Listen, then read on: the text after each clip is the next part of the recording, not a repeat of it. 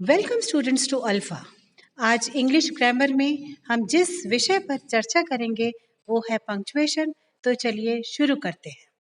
Punctuation refers to the marks we use in writing to clarify meaning and indicate pauses, stops और emphasis.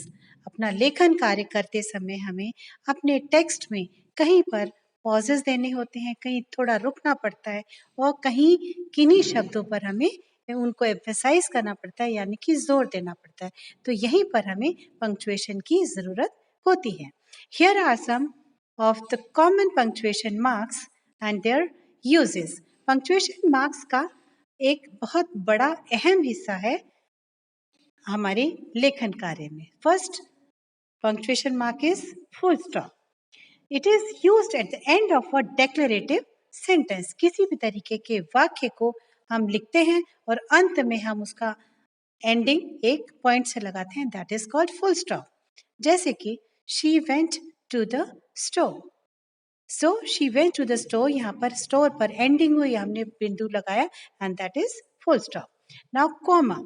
Comma is used to separate items in a list. एक list में different items को अलग अलग करने का कार्य commas के थ्रू किया जाता है। जैसे कि we bought apples, oranges and bananas. यहाँ पर एप्पल्स, ऑरेंजेस एंड बनानास को कॉमा के थ्रू डिपिक्ट किया गया है। Then comes question mark.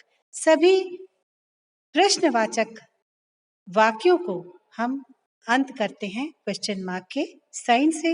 It indicates a direct question, जैसे कि are you coming to the party? क्या आप पार्टी में आ रहे हैं? So this is a question, so there is a question mark at the end of the sentence. Now comes the colon. Colon introduces a list, explanation और quotation.